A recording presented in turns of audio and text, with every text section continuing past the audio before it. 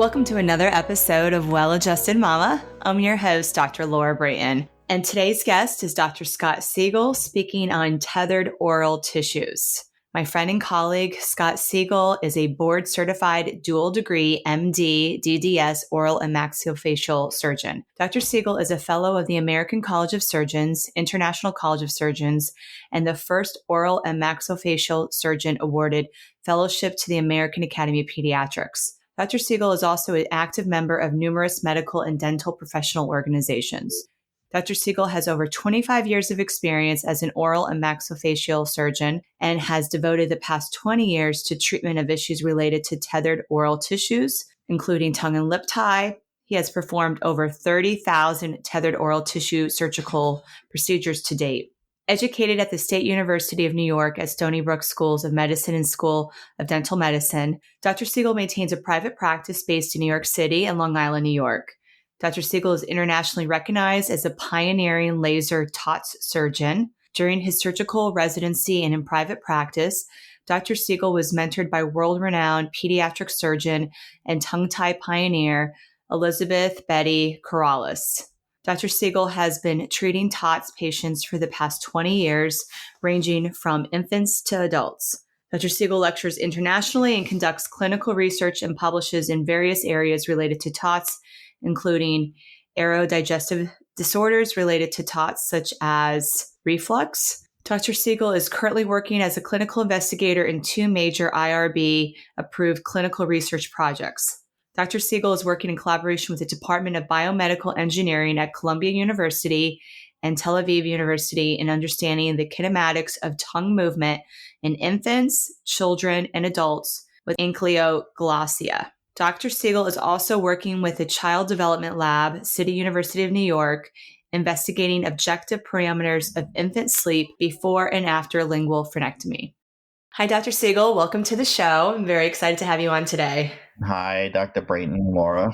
Nice. Thank you for having me. Yes, this is great. So you and I have known each other for years, and you've even taken care of my son when he was born with tongue and lip tie. But I'm excited to introduce you to my audience and have you share a little bit about your expertise with tethered oral tissues and how you help. Oh, well, it's great to talk about this. And it's, as for most of us who deal in this realm, it becomes a passion and kind of takes over your life. But, the journey, and it's still a journey for me, but it started about 21 years ago. And, I started basically with treating babies with breastfeeding problems and whatnot. And it was because I was dealing with a mentor of mine who was a pediatric surgeon. And her name was Dr. Elizabeth or Betty Corrales. And, for people that are involved in this field, many of us use her classification system. She developed a classification system for tongue ties in infants. And when I was in medical school, she was a mentor of mine. When I went into private practice, it turned out that her office was across the street from mine, and we started working together. She was a scissor provider, and I was using lasers at the time for other surgical procedures for the face and the mouth as an oral surgeon. And it basically took off from there. She introduced me to this world. She introduced me to some of the big players in the arena. And, as you know, when you get involved in this field, it becomes all-encompassing. We spoke a little bit off air about how people come out of the woodwork to see you when you can focus on something that, is helpful that many people don't even pay attention to. Right. And I think that's the thing is there's like this, I feel like better awareness about what tongue and lip tie is and how, what type of treatment's available to help correct it and why it needs to be treated, right? I think that's the other thing.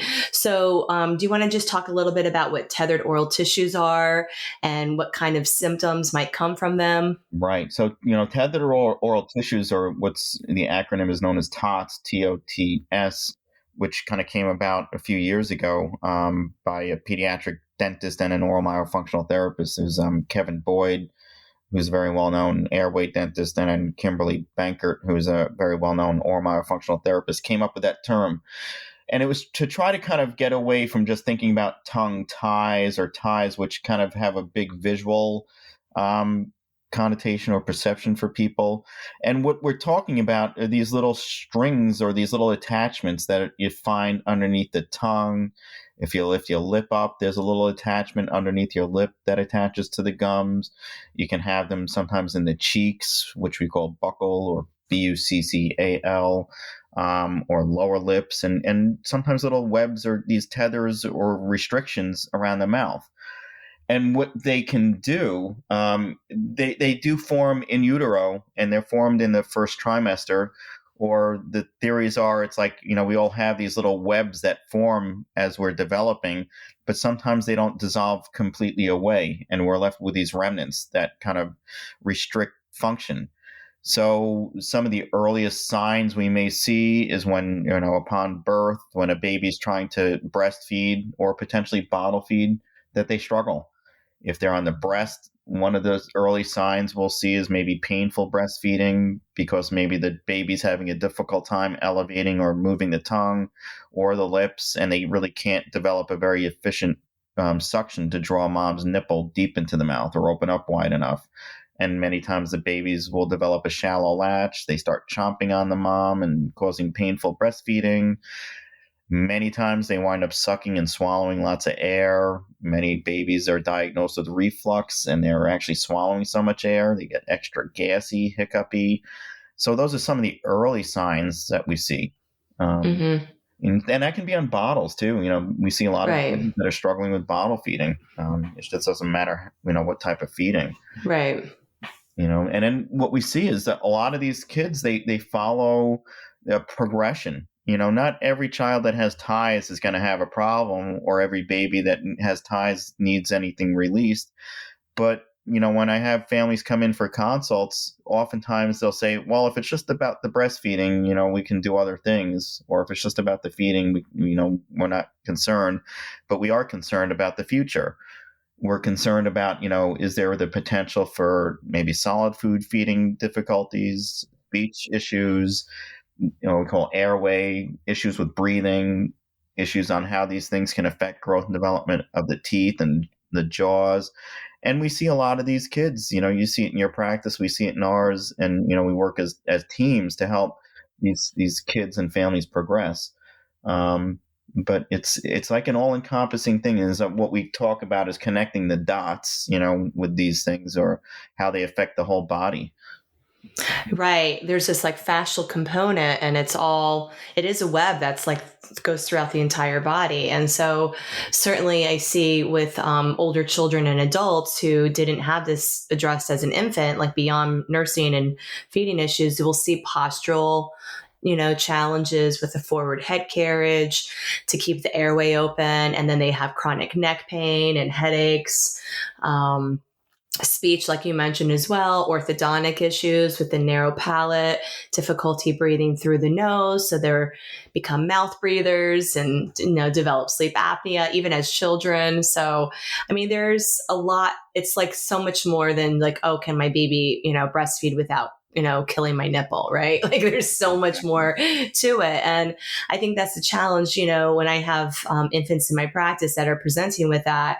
And sometimes the moms are like, oh, I'll just, I'll power through, or I'm not going to breastfeed. I'm going to bottle feed. And okay, my baby's going to be gassy for a few months, but that's okay. They're still like, oh, I don't want to have to do a procedure, right? Like they're like thinking like this is, oh, I would rather not do that for my little baby. But we look at the bigger picture here of this is a huge issue. And I'm sure you can see in your practice, because you do work not only on babies, but older children and adults as well. Like, would you not recommend like sooner the better? Yes. If possible, we always look at risk versus benefit, right? In the healthcare and anything that we do like this. And when we talk about the actual true risk of the procedure, assuming that we're working, with a team, and the baby or the family is going to have support for feeding before and after, the actual procedure itself is a very minor surgical procedure with very low risk. The true risk that I see in my own practice in 21 years this year of doing it is that they can heal back together. Right. That's like the biggest thing we battle. People, quote unquote, call it reattachment when it's really potentially just maybe a little scar tissue or things healing right back to where they were. In my own practice, I've not seen anything like infections, nerve injuries. It's reported in the literature and it gets out there, but I've not seen it in my own practice. So right. When I talk to families, I'm like, this is a small amount of an intervention for a tremendous amount of prevention, long term. And there's no anesthesia required, no matter the age. You're able to just do topical analgesic. Right. Typically, it can vary a little bit. When I get into older ages, like, the babies up through, maybe 2 years, sometimes 3 years, we will usually use just topical. When they get into toddler age groups, I usually use a little topical, maybe a small squirt of Novocaine, like a local anesthetic, just a very small amount.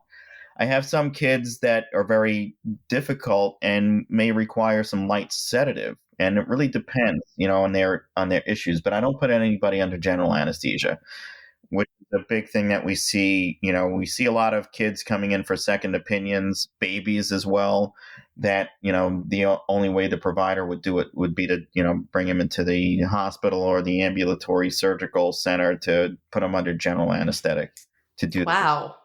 And that, when you hear that's much bigger risk. Yeah. The risk outweighs, the risk of the anesthetic outweighs the risk of the procedure. So it doesn't make sense. But it's a very quick, easy procedure in all ages. Mm-hmm. Right. And so, I know you personally practice using lasers. Some practitioners out there still use scissors. Do you want to talk a little bit about the different types of lasers versus scissor for doing these types of revisions? Yeah. In when you look at the actual, how the procedure is done, there's lots of different techniques. There's lots of different instruments or quote unquote tools that providers use. I was originally trained to use scissors, and I transitioned to laser because that was something I was using in my practice. And the specific type of laser that I use is called a carbon dioxide laser.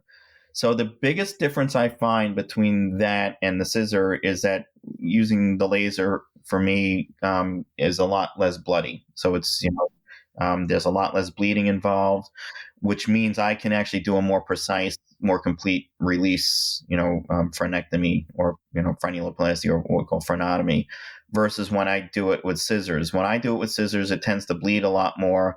And I do a lot of redos or revisions from scissor providers that don't do it completely because of that. So there's what we call a lot of incomplete releases.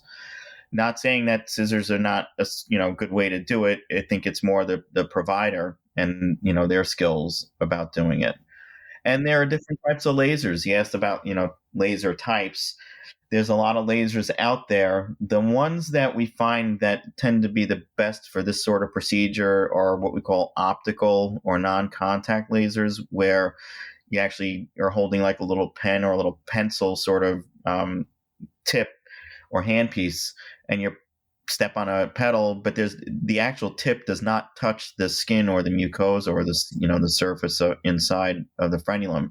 It's an invisible ray of light, and it's much more precise and less what we call thermal damage. It's not burning. There are other types of lasers out there called diode lasers, which many providers use. That actually is almost like what we call a hot glass tip. And they actually take longer. They actually have to contact the surface, and they cause more burning, which actually translates into more pain and potentially scar tissue or reattachment.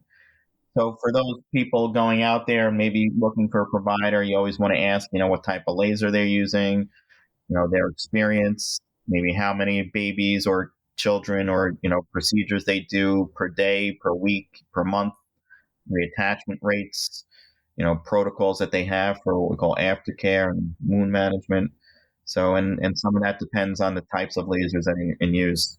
Wow. Yeah, that's really important to know that, like you said, there's different practitioners out there performing this procedure differently. And I know even in my own office, I've seen babies that have had the reattachment, so to speak, and the functionality, right, went back to where it was, and then they have to get it repeated. And it's heartbreaking for parents to have to go through that more than once. So, it's good if you want to do it, just get it done in one shot. Right. So I know, so you essentially, like, let's say there's a mother listening who is having challenges with breastfeeding. What would you recommend she do to, number one, identify if her baby has it, and then how to find a provider in her area that she can go to? And I think I want to mention one other thing is, at least around here, a lot of pediatricians will kind of disregard that a baby has tongue and lip tie or buccal ties and kind of blow it off. And so, a mother might be like, oh, I had it checked and my baby doesn't have one, right? By a professional, but yet the baby does. Yes. Those are very big challenges and hurdles that we all deal with. And that's kind of a worldwide issue. When I talk about, who to see or who to see first or whatnot, if we're dealing with breastfeeding, it's really, an IBCLC, International Board Certified Lactation Consultant, who's really the best qualified person to evaluate function and to see if there's ties in the mouth or tethered oral tissues that are impacting feeding. But it's not every IBCLC or every lactation, healthcare provider understands what they're doing. So when you're seeking somebody out, you really kind of have to find out if they're what we call TOTS savvy or understand, ties and how to assess for them. And they're usually the first person, or we kind of call the team leader, to help, decide what this baby needs, or the family. It's not just the baby, but it's the mom, it's the whole family that we're kind of treating. And then, we get them to see you as a body worker. And we, in my own practice, I love for these babies and these families to have been, evaluated and maybe had some sort of preoperative, work or, habilitation or, something done by you guys first. Yes. And then see me. I agree. Doing, like the hands-on work on the cranium, inside the mouth, pre and post procedure seems to give the best results. And what we find, going back to, well, my pediatrician said they're good, they're gaining weight, they're okay.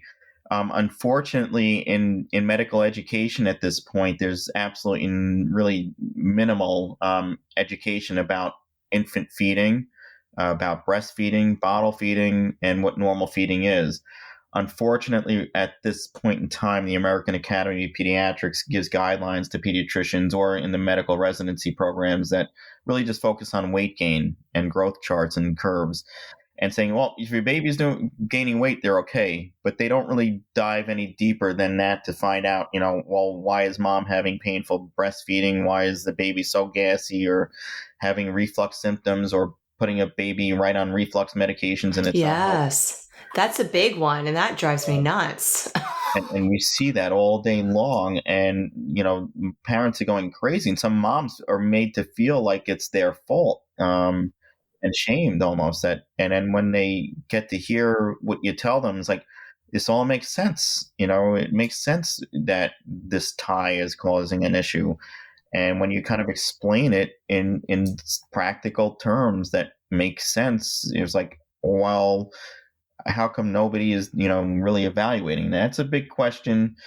It used to be something that was commonly dealt with when you look in the literature, like pre-formula literature, when everybody was breastfeeding before formula came out in the world. This procedure was very routine in hospitals. Understanding about it was very, prominent. And that kind of faded away in the 50s and 60s when formula came out into the world. And this whole, area went away. In the past decade or so, as breastfeeding rates started climbing back up, the awareness has come back. Social media has pushed out a lot of that. So we, as practitioners, we see it. The families come in, they're on Facebook or other groups, and they're, being told about it. Then they go to the pediatrician, and the pediatrician will shoot them down. Right. And it's a very frustrating thing. Although I have to say, I do have a larger number of pediatricians actually recognizing it and, getting feedback from families that it improved or helped with them. And some of them are actually been changing their stance on it. You know what? That's probably where it's mostly coming from, right? Is having families who on their own have to find you, and then after the fact, the pediatrician is seeing the positive results. Right. Yeah. You know, I mean, I even locally where I'm at, if there is one, they'll refer within their office to an ENT. And I'm right. even finding that, at least with ENTs in my area, they really don't know anything about TOTS. And so they'll either disregard it or they will do like a partial revision with scissors. Right. It's incomplete. And, it's like just a waste of everyone's time and money. So that's also another challenge. You kind of would think, okay, an ENT might be the appropriate provider for this, but I don't know if that's true. Well, it can be, and it really depends on the experience and understanding of the ENT. As a general rule, ENT docs aren't specialists in the mouth. And that's sometimes, pediatricians don't understand that. Or an ENT might think it's a very simple thing and they don't do a complete release. And then it goes back to the pediatrician and the baby wasn't helped. It's like, you see, the procedure doesn't help, and they say Right. it's not worth doing it.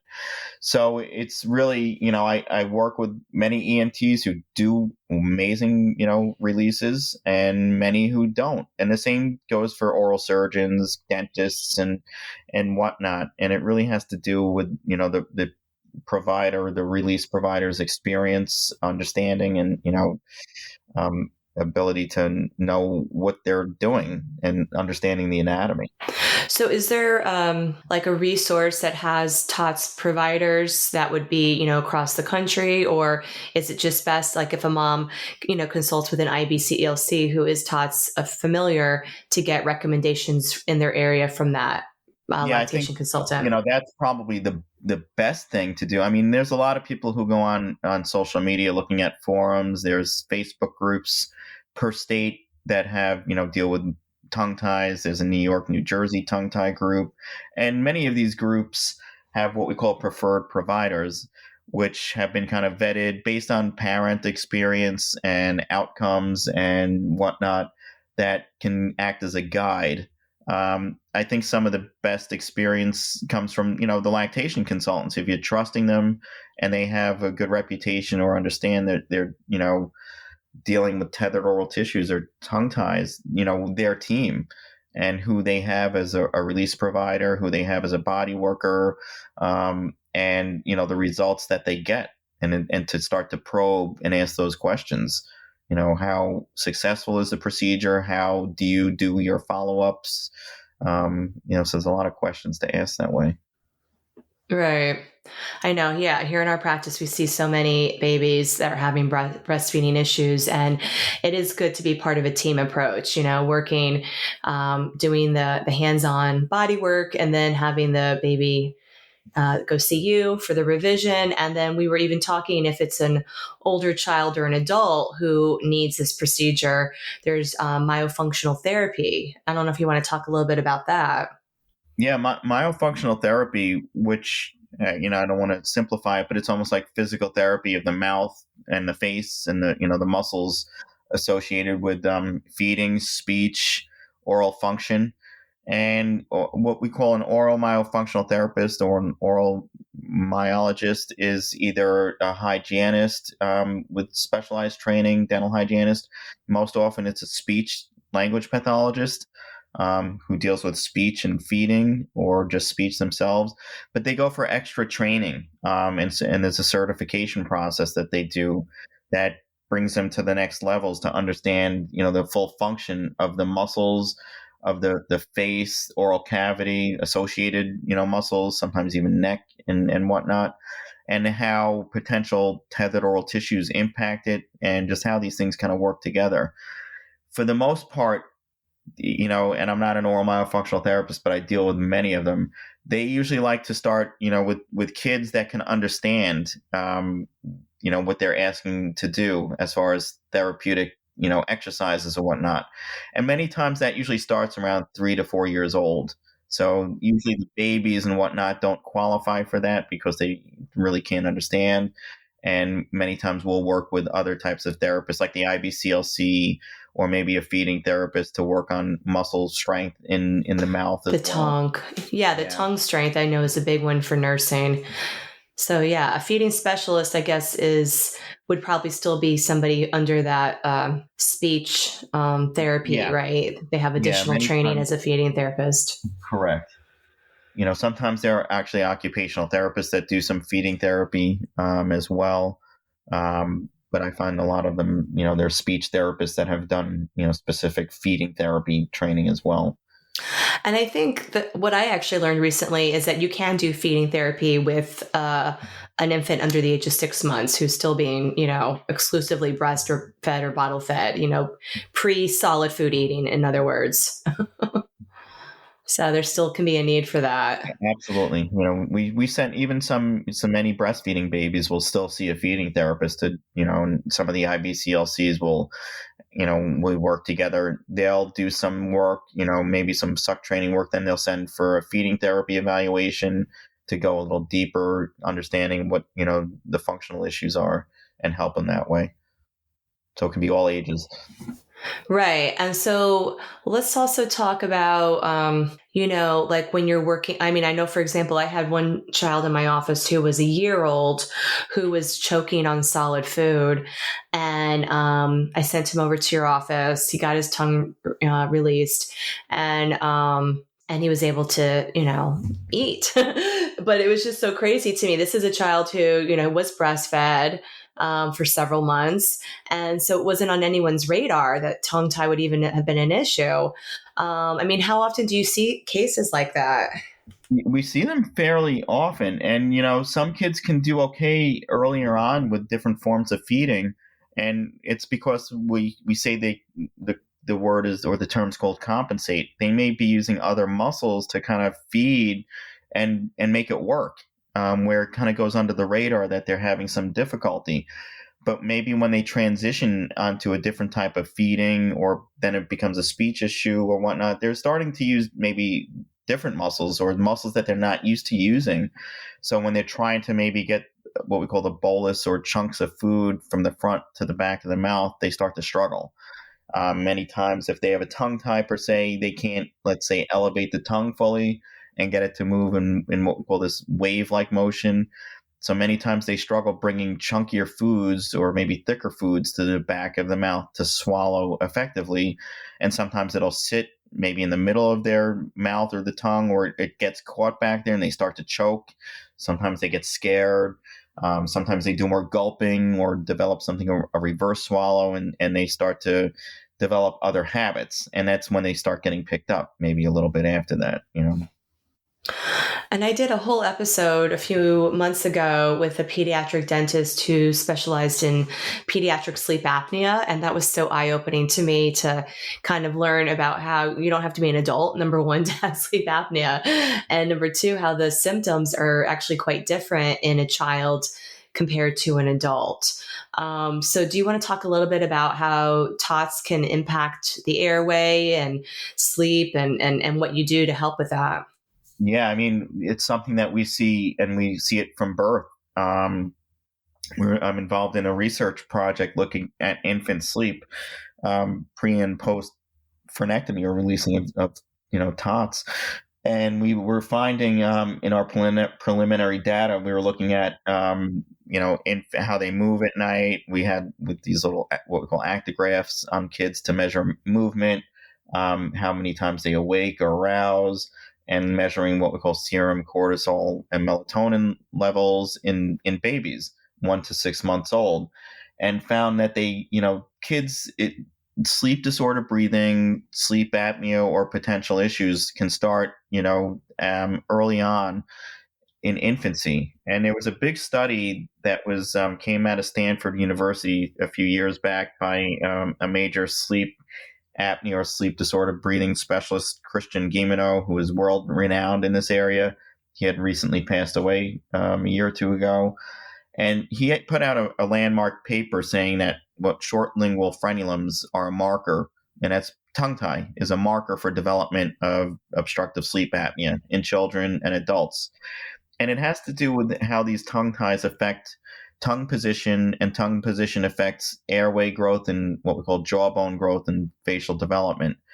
So when a tongue is actually tethered down, it doesn't have the ability to rest on the upper jaw of the palate. And that's really where we want that tongue, or what we call resting posture or position for the tongue, should be kind of glued up to the roof of your mouth.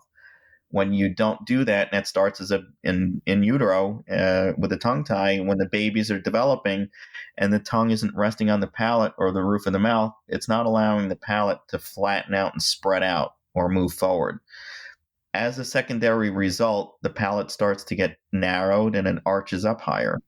And what happens because of that, it becomes more difficult to breathe through the nose, because the palate is the same thing as the floor of your nose. So oftentimes kids, as they're growing with these things, they start to have more difficulty breathing through their nose. And we really should all be breathing through our nose like 100% of the time, nasal breathing. When you don't do that, you start to breathe through your mouth. And we find that that tongue, when it's being held down and back, it closes your airway off a little bit. Sometimes the kids will compensate by either tongue thrusting or, you talked about head position and posture or carriage. You start to move your head more forward and develop a more forward head posture. And all of these things kind of set forth, patterns of growth and development. But a lot of these kids become mouth breathers. They get enlarged tonsils. They get enlarged adenoids. They're maybe drooling a lot. And you find that they're sleeping very poorly at night. And a lot of that poor sleep translates into behaviors during the day. Some kids are misdiagnosed as having ADHD when they're actually having sleep disordered breathing or sleep apnea. Some kids are bedwetting, and there's a lot of things that happen as early kids that just gets missed. Many times you'll ask, does your child sleep with their mouth open? Are they snoring? Are they noisy sleepers, restless sleepers? So those are some things that we see.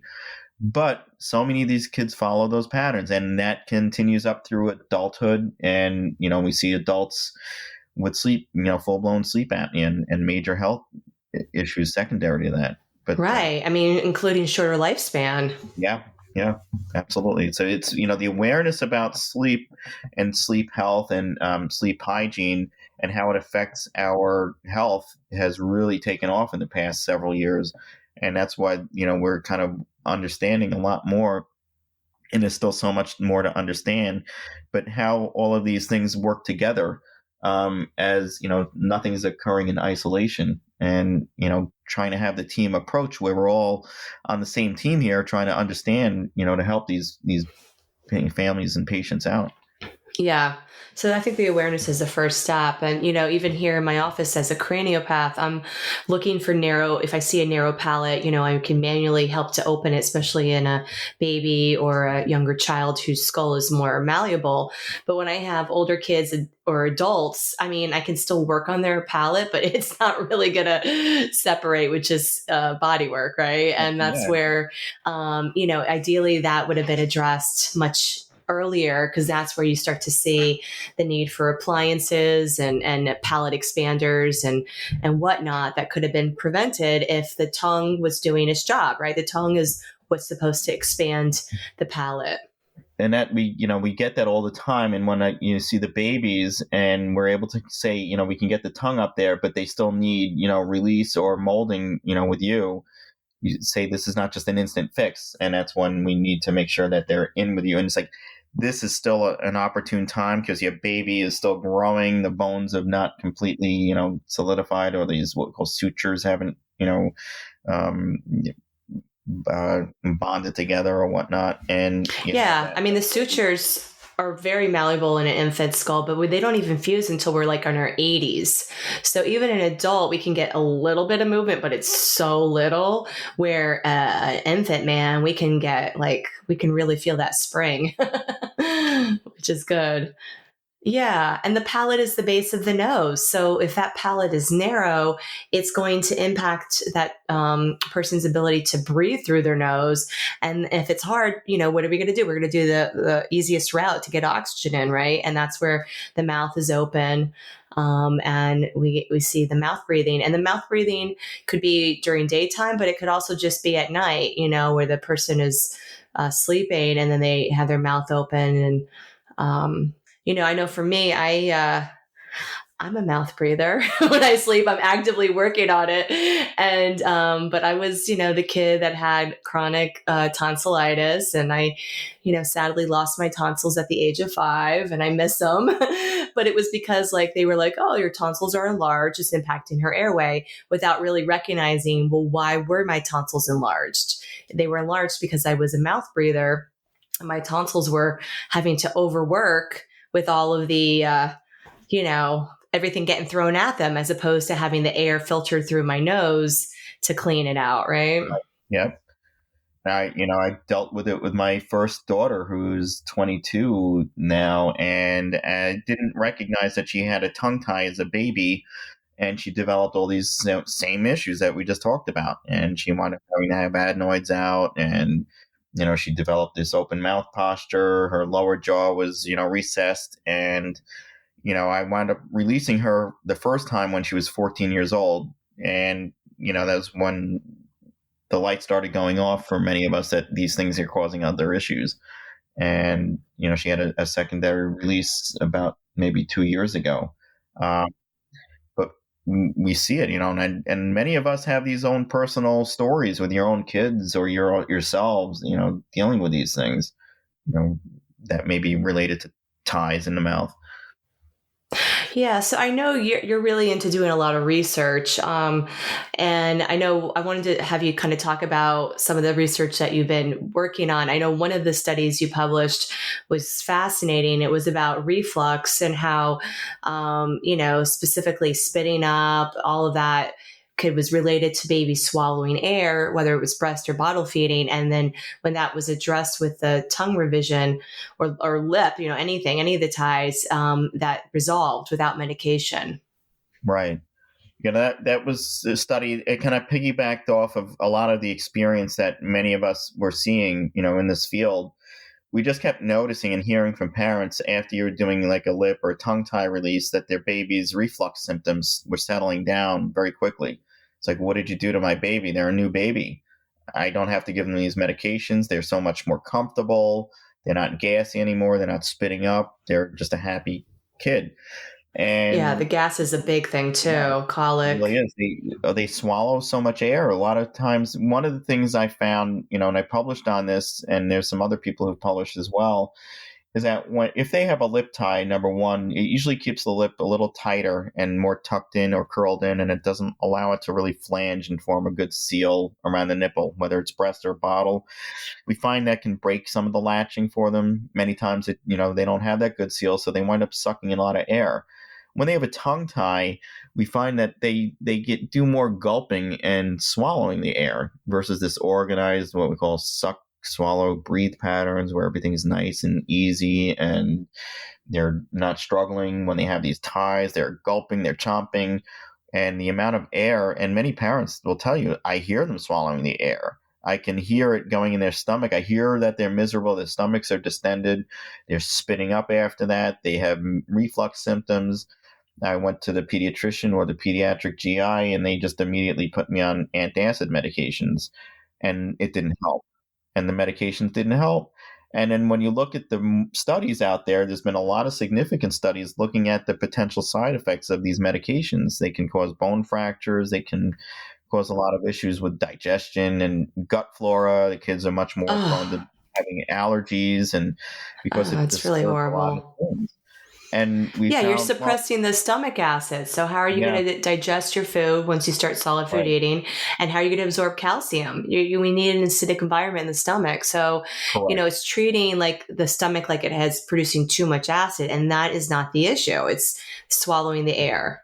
Right. So I said, we published it. I presented it at a big American Academy of Pediatrics meeting. It was shot down by a lot saying, it's a bunch of baloney, but we see it. And there were definitely docs who see that and docs who refer to me for it and other providers. But we said it doesn't mean it's all forms of reflux or colic symptoms. Colic is just a term that your baby's miserable. We don't understand why they're miserable, but say, just to think about it and put it on your, what we call your differential diagnosis list. Just think about it, maybe screen the babies out that they may have this going on. It doesn't mean that every baby with reflux is due to ties, but it should be on the list.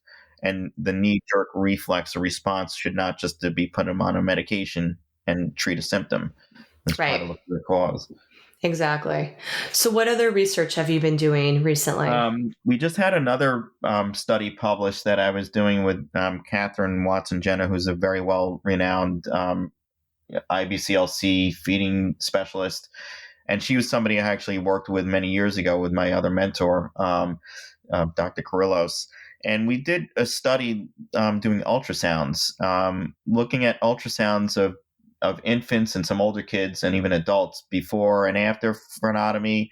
And it's not just looking at them, but we actually had the biomedical engineers at Columbia University, and there was a doc who was at Columbia who was also from Tel Aviv University, and the grad students there, and they analyzed these ultrasounds mathematically.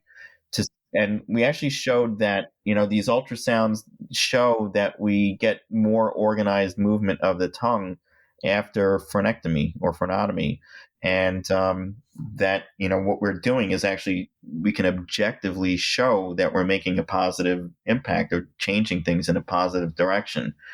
Wow. Was that done immediately after? Like checking? Yeah. Oh, wow. It was like immediate. Right before and right afterwards.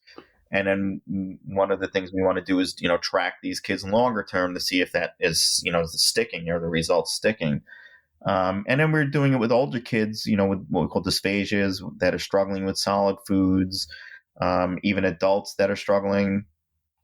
One of the interesting things we found is we had a few patients where we just released lip ties, and we didn't really notice that there was a tongue tie, but tongue motion actually improved after just releasing a lip tie. And wow. The theories on that is that, they were struggling so much because of the tethered lip that their tongue was working overtime and, maybe not as organized or efficient. And when we were able to allow the fascia and the muscles to release and, get a better seal, the tongue didn't have to work as hard. They were able to keep the latch going on. So there's a lot of, this is kind of a groundbreaking study because it showed things objectively, and it really talks about potential lip ties, and there's not much in the literature that talks about it, but it's a good starting point. Totally. And was there buccal ties done with the lip as well, or is just the lip? No, we just did, to start with this study, we just tried to keep it, one very thing simple. at a time. Yeah. And I do see that a lot when I see a baby with tongue and lip who is very tight, and you go to lift up their upper lip and it is just so tight, right? And then you can see why it would be painful for mom to latch. There typically is buccal ties that are certainly impacting the that, like you mentioned, having that baby just get a better seal on the nipple. Right. We see it very commonly, and usually we say, if there's one tie, there's usually more than one. There's usually, multiples or at least two. But Can you talk about what causes these ties? I mean, I know they happen obviously in utero. What are your theories behind it? That's a good question. I don't have the firm answer for it. Number one, there could be a genetic component where some of them run, genetically in families, and you see generation after generation, or, people throughout the families have the ties. Others seem to come up spontaneously. There's theories, on just even what we call epigenetics. Yes. And evolution that's happening very quickly. Some of it could be related to, our diets, eating processed foods have changed, how the form and function of our mouths and oral cavity, and some of those changes can get passed down pretty quickly from generation to generation. And there's some theories looking at that. There's theories looking at, the prenatal vitamins, folic acid or folate content, which may be too high. There's just a lot of things that are unknown at this point. So, right. The question is this increasing in, prevalence or incidence, which it seems like it is. Pretty much there's studies out there that were kind of maybe pre-breastfeeding rates that show, I think it's 4 to 10 or 12% of the population has some sort of tie.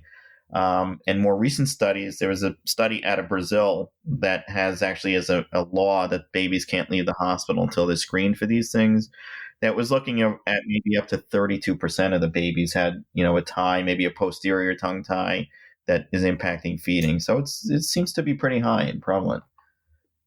But to go back to the question, so I don't know why. Yeah, no one knows, obviously.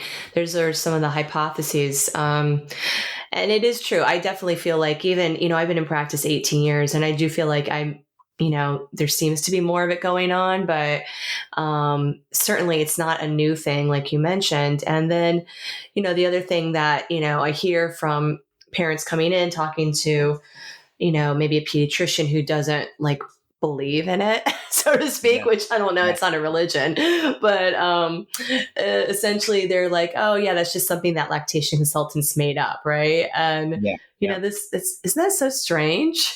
It's when you hear that, it's like, well, they just don't have an understanding, and it's you just want to try to educate, but some of them are just very closed off to understanding and learning or looking at the literature that's out there. And like you said, you hear some people say it's, I don't believe in it. And there is a very well-known pediatrician, his name is Rajiv Agarwal, who's also a very well-known tongue-tie specialist, who, when he hears that from his colleagues, says, well, this is not a religion. It's a piece of anatomy. Do you believe in meningitis? Do you believe in, it's like, I don't believe in that, but it's there, and it's clearly impacting, something. Yeah.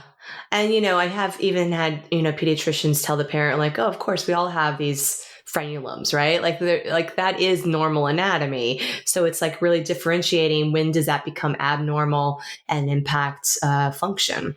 Right. And that's the whole thing. And, a lot of times you'll get maybe, is this a tongue tie or a lip tie? And when somebody sends you a picture, it's like, well, I need to know what's going on from a functional standpoint, because yes, we all do have these frenulums, but we decide, whether or not they need to be treated based on function.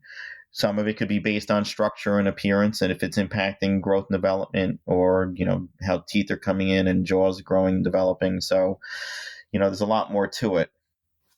Yeah. And I'm thinking of even a recent family that I sent over to you, who actually opted to not get the procedure done. And it was because now the baby was a few months old. The mother had worked so hard to get this baby to nurse. And what we see sometimes, especially when it's not like a newborn, like a couple week old baby, they've learned that pattern, right, of how to nurse with the compensation. Right. And then if you do the revision, they have to relearn. Yes. And it can be messy. Yes, 100%. And, we always go over that with families. And it's like, you can go backwards a little bit. We're not thinking long term, but, it's a process. And like you said, you have to relearn or use the correct muscles. And that could be a little bit messy in the beginning. It's not that you do this procedure and everything is fixed immediately. Right. And that's why we talk about working as a team. But then some families like, listen, I just don't want to deal with this. Everything feels like it's going great for me now. Maybe I'll revisit it if it becomes a further problem. It's like, right. My goal is to educate and inform so that they can make an informed decision that works best for them, their child, their family, and say, listen, we're here. This is not, it's not an emergency.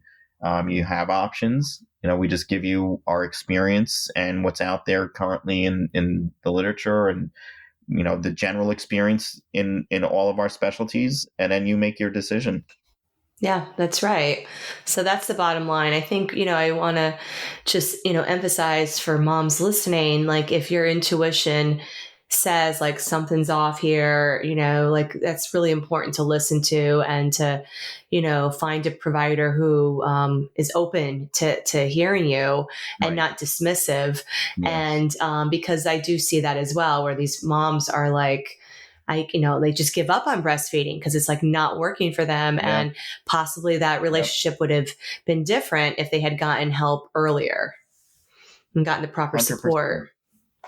100%. And I, when I have families come in like that and they're like, you're the first doctor person who's ever listened to me and validating what I'm going through. And, when I try to train, when I'm teaching other doctors or, whether it's a pediatrician or whether it's somebody else in my own field, you got to listen to the parents, listen to the mom, especially their gut is telling them something, and their gut is typically right, like 100% Yes. of the times. 100%.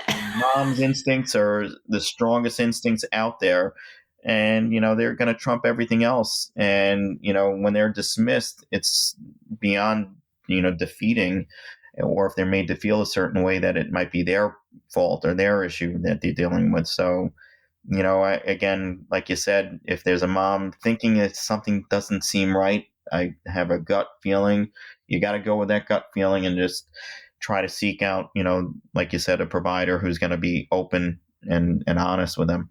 Yeah, totally.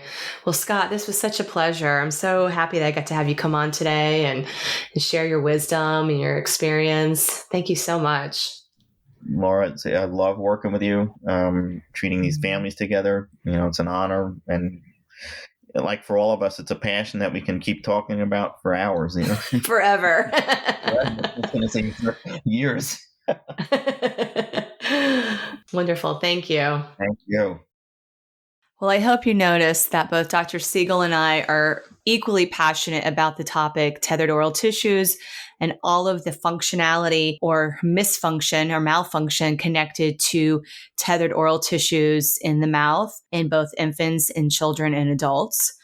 And it's an area that I think we're still learning a lot about. But what's exciting to me is really understanding how, with a team approach, we can really make a big difference when it comes to whether it's the breastfeeding relationship or it's solid food eating, it's speech, posture, all of the things connected to these tethered oral tissues, and how working with a team of a pediatric chiropractor to do body work, physical therapist, a oral surgeon to do the revision or pediatric dentist, as well as a lactation consultant and even possibly a speech and occupational therapist. How all of these different types of professions can work together all in the field of supporting children and adults with tethered oral tissues. So I hope it was helpful and I hope you enjoyed it.